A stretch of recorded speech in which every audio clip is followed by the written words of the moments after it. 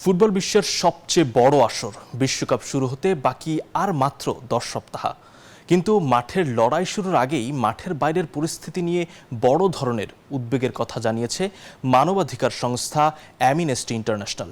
বিশেষ করে যুক্তরাষ্ট্র, মেক্সিকো এবং কানাডায় আয়োজিত এই টুর্নামেন্টে ভক্ত ও স্থানীয়দের নিরাপত্তা এবং অধিকার নিয়ে প্রশ্ন তোলা হয়েছে।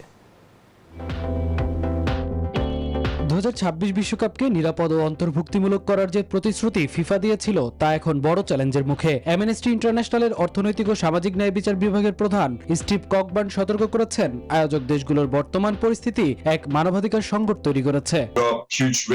এই গ্রীষ্মের টুর্নামেন্টকে ঘিরে বিশাল ঝুঁকি রয়েছে। 8 বছর আগে যখন বিশ্বকাপ আয়োজনের দায়িত্ব দেওয়া হয়েছিল, তখন যে নিরাপদ, অবাধ ও বৈষম্যহীন বিশ্বকাপের প্রতিশ্রুতি দেওয়া হয়েছিল, বাস্তবতা এখন আর তেমনটি মনে হচ্ছে না।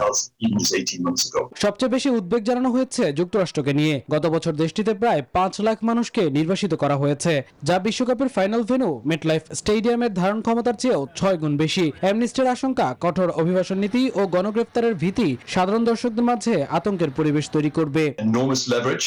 যুক্তরাষ্ট্রে যেখানে 3/4 ম্যাচ অনুষ্ঠিত হবে, সেখানকার পরিস্থিতিকে আমরা মানবাধিকার সংকট হিসেবে বর্ণনা করছি। অভিবাসন কর্মকর্তারা গণহারে লোকজনকে গ্রেপ্তার ও নির্বাসিত করছে। সেখানে এখন ভয়ের পরিবেশ বিরাজ করছে, যা সত্যি স্বাভাবিক নয়।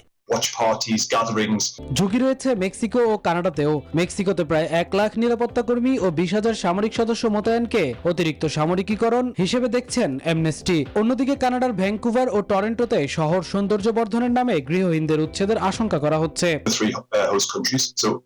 আয়োজক 3টি দেশেই মানবাধিকার লঙ্ঘনের ঝুঁকি রয়েছে। মেক্সিকোতে সামরিক বাহিনীর হাতে নির্যাতন ও প্রতিবাদ দমনের দীর্ঘ ইতিহাস রয়েছে। কানাডাতেও বিক্ষোভের উপর বিধিনিষেধ আরোপ করা হয়েছে।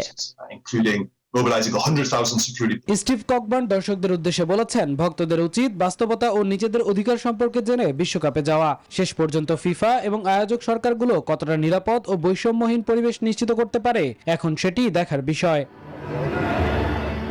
মামুনুর রহমান, নিউজ 24।